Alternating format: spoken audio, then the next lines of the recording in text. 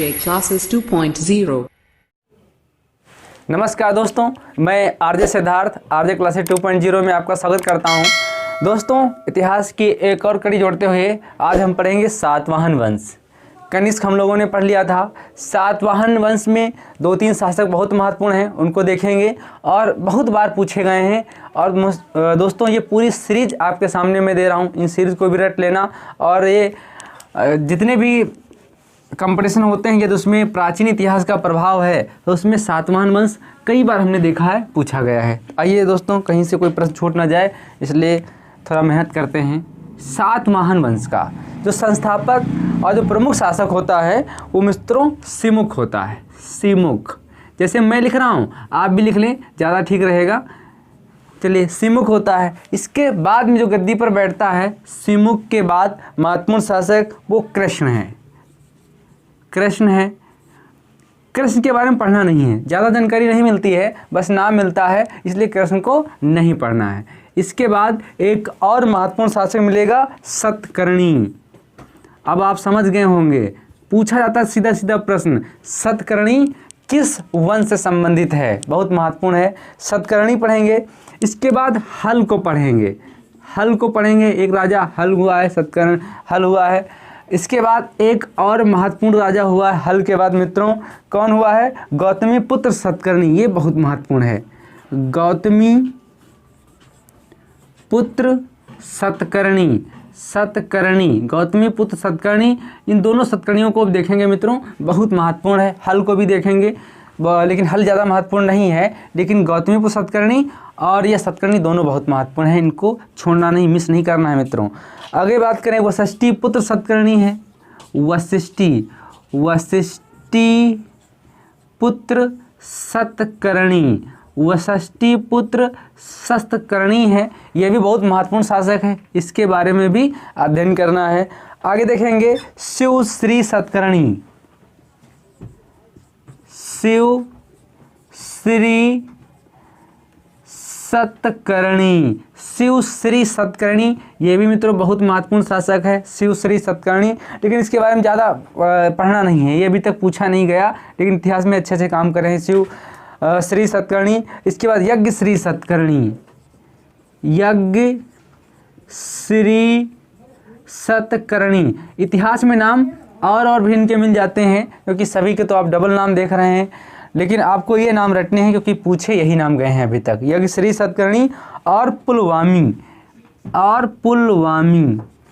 पुलवामी, इसको मित्रों देखना है। पुलवामी ये मित्रों बहुत महत्वपूर्ण शासक है, इसको हम कहीं ना कहीं से देख लेंगे। चलिए, पुलवामी सेकंड इसको बोला जाता है, एक बहुत महत्वपूर्ण है, तो इसमें कुछ रहा तो नहीं रहा। चलिए, तो मित्रों यदि बात करें सिमुक की यदि हम बात करें तो सिमुक को संस्थापक माना जाता है, सातवाहन वंश का संस्थापक। सातवाहन वंश का संस्थापक सातवाहन वंश का संस्थापक माना जाता है। नोट कर लेंगे मित्रों, बहुत महत्वपूर्ण है। और इसकी राजधानी, प्रारंभिक राजधानी हम लिखेंगे, ज़्यादा सही रहेगा। इसकी प्रारंभिक राजधानी, आपसे प्रारंभिक राजधानी सिमुक की ना पूछ करके सातवाहन वंश की भी राजधानी पूछ सकता है। तो इसकी प्रारंभिक जो राजधानी थी श्रीकाकुलम थी। क्या थी?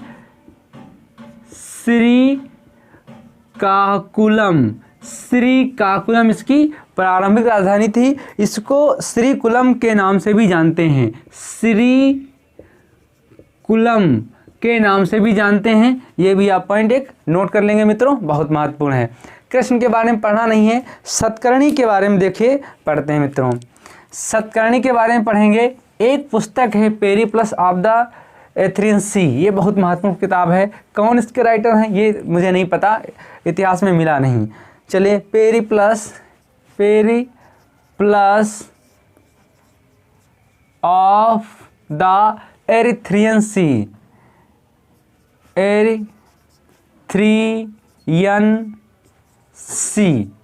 Periplus of the Erythraean Sea, ये मित्रों बहुत महत्वपूर्ण बुक है। इससे जानकारी मिलती है, कई राजाओं की जानकारी मिलती है। मैंने कई बार इसको नाम पढ़ाया है, आप मेरे सारे वीडियो देखेंगे उसमें आपको ये बार बार मिलती रहेगी। तो इसमें एल्डर की उपाधि लेता है सतकर्णी, एल्डर की उपाधि लेता है, ये मित्रों बहुत महत्वपूर्ण है। चलिए, एल्डर एरागोनस इसको बोलते हैं, एल्डर एरागोनस की उपाधि, एल्डर एरागोनस की उपाधि मिलती है आपको पेरिप्लस ऑफ द एथेनियन सी से। इसकी और भी उपाधि है, हाँ और भी एक उपाधि है, ये पूछी जाती है, क्या नाम उसका है? दक्षिणापति, दक्षिणापति, दक्षिणापति एक ये उपाधि है, दक्षिणापति। पश्चिमपति, पश्चिमपति इसकी ए उपाधि है, नोट कर लेंगे, दक्षिणापति, पश्चिमपति। इन्होंने भारत के इस हिस्से पर राज किया है मित्रों, भारत के इस हिस्से पर इन्होंने राज किया है। यहाँ पर मध्य भारत में राज किया इन्होंने, विदेशी आक्रमणों से बहुत संघर्ष किए हैं, विजय भी की है, बहुत मजबूत शासक रहा है, ये बहुत मजबूत वंश रहा है मित्रों। इसके बारे में हम धीरे धीरे चर्चा करेंगे। तो पश्चिम आपका पश्चिमपति, दक्षिणापति, एल्डर्स एरागोनस, ये उपाधियाँ किसकी हैं? सतकर्णी की हैं। सतकर्णी एक सिक्का चलाता है मित्रों, सतकर्णी एक सिक्का चलवाता है, ये बहुत महत्वपूर्ण है। इसके दो पृष्ठ हैं, एक इस साइड का हो गया, एक उस साइड का हो गया। जो इस साइड का जो सिक्का है मित्रों, एक ये सिक्का है, नोट कर लेंगे, सिक्का चलाता है। इससे जानकारी मिलती, क्या मिलती है? एक पृष्ठ पर घोड़ा छपा हुआ है, एक पृष्ठ पर घोड़ा छपा हुआ है, एक ये जानकारी, जिससे ये जानकारी मिलती है इसने अश्वमेध यज्ञ करवाए होंगे, अश्वमेध यज्ञ करवाए होंगे, एक ये जानकारी मिलती है। इसके बाद एक तरफ और एक अंकित है, क्या अंकित है? अप्रतिपहत अंकित है, अप्रतिपहत, अप्रतिपहत चक्र अंकित है, ये पॉइंट नोट कर लेंगे मित्रों। इसमें एक चक्र अंकित है, इससे ज्ञात होता है कि इसने 2 अश्वमेध यज्ञ करवाए हैं, 2 अश्वमेध। इससे ज्ञात होता है कि इसने राजसूय यज्ञ करवाए होंगे, राजसूय यज्ञ करवाए होंगे। सतकर्णी के बारे में इतने मित्रों आपको पढ़ना है, ज़्यादा नहीं, जितना एग्जाम के लिए महत्वपूर्ण है उतने मैं आपको बताऊंगा मित्रों। आगे सतकर्णी के मैं थोड़ा और जानते हैं। सतकर्णी जो है ये सातवाहन वंश का वास्तविक शासक माना जाता है, वास्तविक शासक माना जाता है। सातवाहन वंश का वास्तविक जो संस्थापक या शासक या संस्थापक माना जाता है, कौन? सतकर्णी। एक पॉइंट ये नोट कर लेंगे। इसने इसके ऊपर खारवेल ने आक्रमण किया था, खारवेल ने सतकर्णी पर आक्रमण किया। खारवेल कौन है? कलिंग के नरेश हैं या राजा हैं, कलिंग के राजा हैं। इन्होंने आक्रमण किया और हार भी गए, तो कह सकते हैं कलिंग ने सतकर्णी पर आक्रमण किया और वो हार भी गया। एक पॉइंट ये भी नोट कर लेंगे। इसकी पत्नी का भी एक उल्लेख मिलता है, इसकी पत्नी का उल्लेख मिलता है मित्रों। पत्नी के कई नाम है, एक नयनारा इसका नाम मिलता है, नयनारा, पत्नी का नयनारा एक नाम मिलता है। और इसी का एक और नाम मिलता है नगारिका, नगारिका। अब सोच रहे होंगे ये मित्रों उस समय अलग अलग प्राकृत भाषा में, संस्कृत भाषा में सब अलग अलग नाम को मिलेंगे, नयनारा या नगरिका। ये अमी भी नाम मिलता है, अमी, और ये अमी वंश से थी, इसलिए इसको अमी कहा जाता था, अमी वंश की थी। इसने एक अभिलेख खुदवाया था, कहाँ पे खुदवाया? इसके नाना घाट का अभिलेख। इसने ये महत्वपूर्ण इसलिए है क्योंकि इसने नाना घाट अभिलेख इसने खुदवाया, बनवाया था। तो उसमें भूमि दान के साक्ष्य मिलते हैं। किसके साक्ष्य मिलते हैं? भूमि दान के प्रथम साक्ष्य मिलते हैं। और ये किसको दान में दी गई थी? तो ये बौद्ध संघों को भूमि दान में दी गई है, बौद्ध संघों को भूमि दान में दी गई है। इतना आपको पढ़ना है सतकर्णी के बारे में। चलिए मित्रों, अब हल को देख लेते हैं, स्क्रीनशॉट ले लीजिए। ठीक, समझ में आ रहा होगा मैं उम्मीद करता हूँ। और यदि आप मेरे सारे क्लास लेते रहेंगे तो आपका इतिहास इतना अच्छा करवा दूंगा कि कोई भी पेपर हो, किसी भी स्तर का हो, छूटेगा नहीं यदि आप मेरे साथ मेहनत कर रहे हैं तो। चलिए आगे देखते हैं मित्रों, हल के बारे में देख लेते हैं। हल की एक पुस्तक है जिससे जानकारी मिलती है, गाथा सप्तशती। गाथा सप्तशती इसकी एक पुस्तक है। वो क्यों महत्वपूर्ण है? पहली बात ये प्राकृत भाषा में है, प्राकृत भाषा में है, प्राकृत भाषा में है। शैली भी इसकी बहुत महत्वपूर्ण है, पूछी जाती है किस शैली में है, तो ये पैशाची शैली में है, पैशाची शैली में है। एक पॉइंट ये है, पैशाची शैली में है, ये आप नोट कर लेंगे। इसका हल का एक सेनापति होता है, क्या होता है? इसमें लिखा है सेनापति होता है विजयानंद।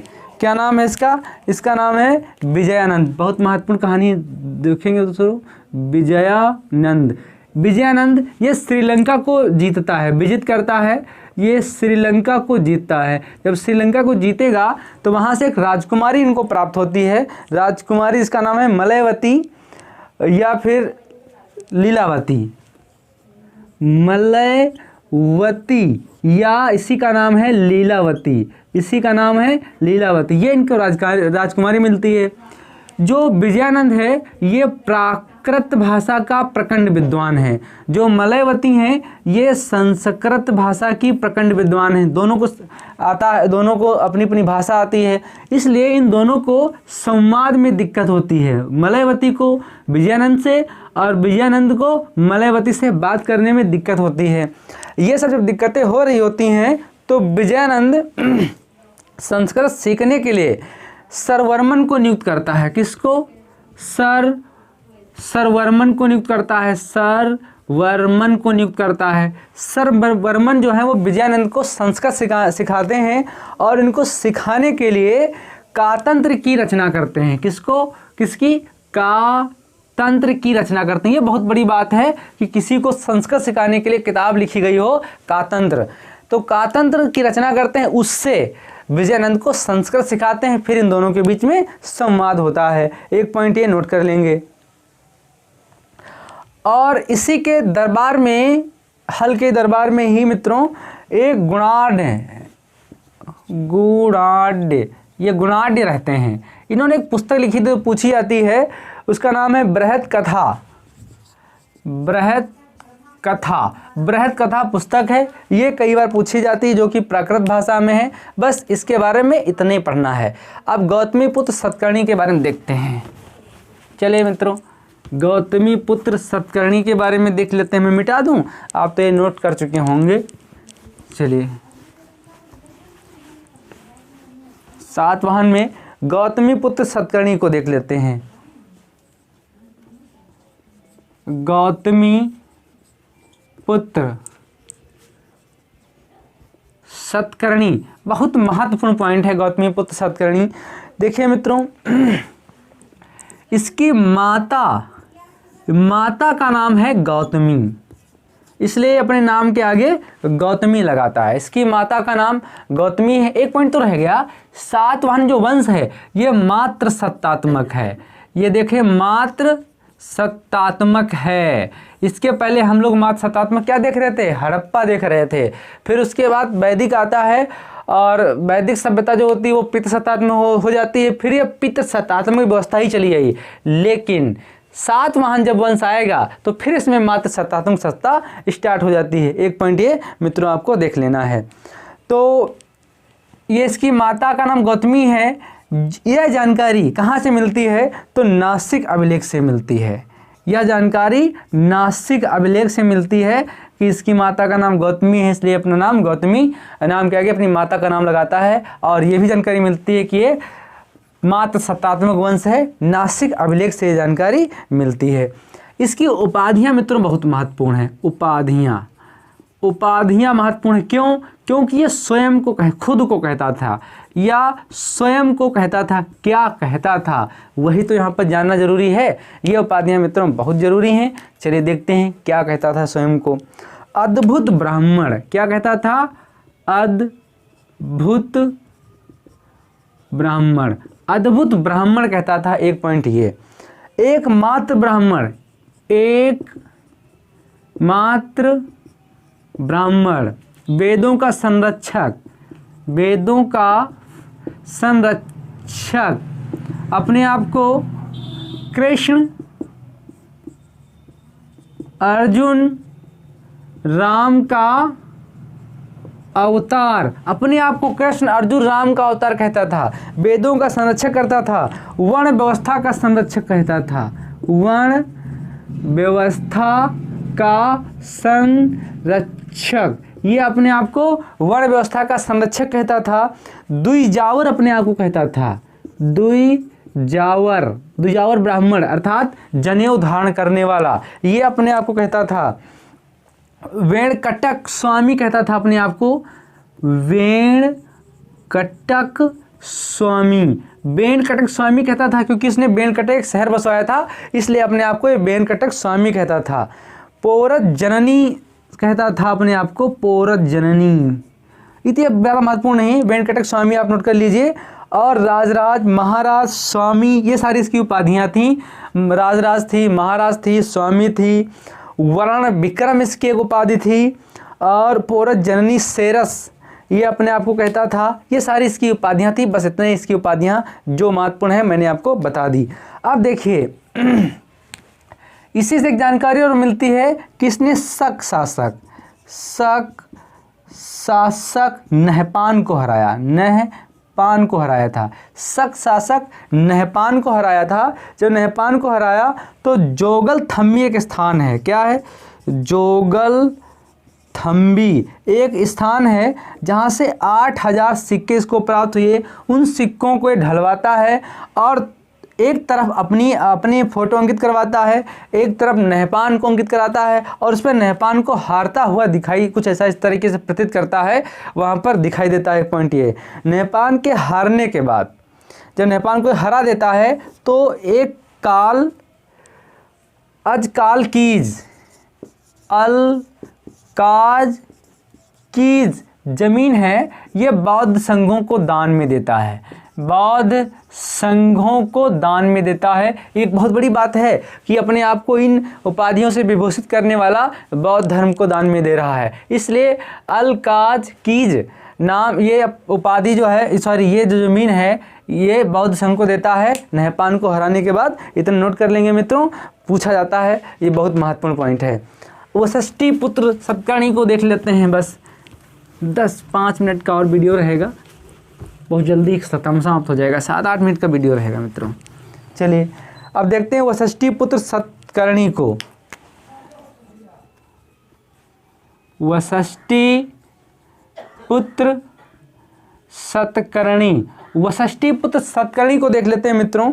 इसको पुलोमा, वशिष्ठी पुत्र सतकर्णी नहीं, उसमें पुलवामी देखते हैं, पुलवामी, वशिष्ठी पुत्र पुलवामी को देख लेते हैं। इसको पुलोमा के नाम से भी जानते थे, पुलोमा के भी नाम से जानते थे। तो वशिष्ठी पुत्र पुलवामी को देखेंगे, क्या देखेंगे, इसको किन नामों से जाना गया, तो इसने आंध्र प्रदेश को जीता था, इसको जीता था आंध्र प्रदेश को, आंध्र प्रदेश को जीता था, इसलिए इसको कहा गया है, इसने उपाधियां रखी आंध्र भोज इसने उपाधि रखी अपनी एक, ये बहुत महत्वपूर्ण है। जब इसने आंध्र प्रदेश को जीत लिया तो अपनी उपाधि आंध्र भोज धारण कर ली, आंध्र राज धारण कर ली, आंध्र राज या आंध्र सम्राट, आंध्र भोज, आंध्र राज, आंध्र सम्राट की उपाधियाँ धारण कर लेता है। इसकी राजधानी जो थी वो पैठन थी, राजधानी पैठन को ये बनाता है, क्या? पैठन, राजधानी अपनी पैठन को बनाता है। या प्रतिष्ठान पुत्र भी हम कह सकते हैं, प्रतिष्ठान पुत्र भी राजधानी कर सकते हैं, या पैठन इसकी एक राजधानी थी, एक महत्वपूर्ण पॉइंट है। एक और है इस पुलवामी, ये देखिए इसके बारे में मित्रों। पुलवामी को शक शासक रुद्रदामन 2 बार हराता है, पुलवामी को शक शासक रुद्रदामन 2 बार हराता है, लेकिन वैवाहिक संबंध होने के कारण छोड़ देता है, क्योंकि रुद्रदामन के दामाद का ये पुलवामी भाई है। बस इतने इसमें आपको देखना है मित्रों। अब देखिए, अब आगे देख लेते हैं। इसने एक सिक्का भी चलवाया था, चलो यहीं लिखे दे रहा हूँ। इसने एक सिक्का चलवाया था। क्या चलवाया था इसने? सिक्का चलाया था, जिस पर एक नाव छपी हुई है। नाव छपी हुई है और वो नाव 2 पतवार वाली है। कितने? 2 पतवार वाली नाव है। एक ये पॉइंट नोट कर लेंगे। सिक्का इसने बनवाया, सिक्के पर एक छपवाया उसने नाव। नाव कैसी है? 2 पतवार वाली नाव है। बस इतने पूछा जाएगा, जिससे लगता है कि नौसेना और व्यापार का प्रभाव बहुत ज़्यादा रहा होगा इसके समय में। एक और शासक देख लेते हैं मित्रों। शिव श्री सतकर्णी के बारे में कुछ पढ़ना नहीं है। शिव श्री सतकर्णी के बारे में कुछ नहीं पढ़ना है। इसके बारे में ज़्यादा महत्वपूर्ण नहीं है, ज़्यादा कुछ मिलता भी नहीं है। यज्ञ श्री सतकर्णी के बारे में कुछ सारा देख लेते हैं। यज्ञ श्री सतकर्णी, यज्ञ श्री सतकर्णी के बारे में देख लेंगे। इसने भी एक सिक्का चलवाया भाई, इसने भी सिक्का चलवाया, लेकिन इस सिक्के पर एक पतवार वाली नाव छपी हुई है, जिससे सिर्फ समुद्री व्यापार का पता चलता है। समुद्री व्यापार का पता चलता है, समुद्री व्यापार का वर्णन इस पर दिखाई देता है। यज्ञश्री सतकर्णी ने एक सिक्का चलवाया था। चलिए आगे पुलवामी को देख लेते हैं। इसकी विजय बस आपको देखनी है और कुछ नहीं करना है। चलिए यहीं लिखे दे रहा हूँ, पुलवामी सेकेंड। पुलवामी लास्ट शासक है, सेकेंड, पुलवामी सेकेंड। इसकी विजय के बारे में आपको मैं बता दे रहा हूँ, ज़्यादा महत्वपूर्ण नहीं है, बस देख लीजिए। क्या? इसने महाराष्ट्र को जीता था, महाराष्ट्र को जीता, इसलिए बहुत महत्वपूर्ण है। इसने महाराष्ट्र को जीता और यह महाराष्ट्र का कब्जा कर लिया। वहाँ का शासक आभीर था, आभीर था। एक ये पॉइंट नोट कर लेंगे। दूसरा, नागपुर को जीतता है। क्या? नागपुर को जीतता है। यहाँ का शासक वकाटक था, वकाटक था। एक पॉइंट ये। महाराष्ट्र में आभीर था, नागपुर में वकाटक था, आंध्र प्रदेश में इक्ष्वाक था, आंध्र प्रदेश में इक्ष्वाक था, इक्ष्वाक का शासन था आंध्र प्रदेश में। और कर्नाटक में कदम्ब वंश का था, कर्नाटक में कदम्ब वंश का कदम्ब वंश था यहाँ पर। और तमिलनाडु में पल्लव थे। क्या? तमिल में, हाँ, तमिलनाडु में पल्लव थे। क्या थे? पल्लव थे। इतना देख लेंगे। तो महाराष्ट्र में आभीर था, नागपुर में वकाटक वंश था, आंध्र प्रदेश में इक्ष्वाक था, कर्नाटक में कदम्ब था और तमिलनाडु में पल्लव वंश थे। इतना देखना है। इस 7 महान वंश के बारे में यदि हम चर्चा करें मित्रों, तो ये मात्र सत्तात्मक था। मैंने आपको पहले बताया कैसा था ये, मात्र सत्तात्मक था। ठीक, एक पॉइंट ये, मात्र सत्तात्मक था। मत्स्य पुराण में इस वंश का उल्लेख मिलता है। एक पॉइंट ये नोट कर लेंगे। प्रतीक जो इसका था, प्रतीक, हर राज्य का एक प्रतीक होता है, तो उसका प्रतीक चैत्य था। एक पॉइंट ये नोट कर लेंगे, क्या था? चैत्य था। अगला यदि हम बात करें तो दक्षिण भारत में साम्राज्य स्थापित करना, लंबे समय तक साम्राज्य वहाँ तक बनाए रखना, ये सारा श्रेय किसको जाता है? ये सारा श्रेय सातवाहन वंश को जाता है। इतना पॉइंट दोस्तों आपको नोट कर लेना है। अगले वीडियो में हम आपको गुप्त वंश पढ़ाएंगे। तो आज की सीरीज़ आपको कैसी लगी, ये वीडियो आपको कैसा लगा? यदि आपको अच्छा लगा हो तो प्लीज़ लाइक, कमेंट, शेयर करें।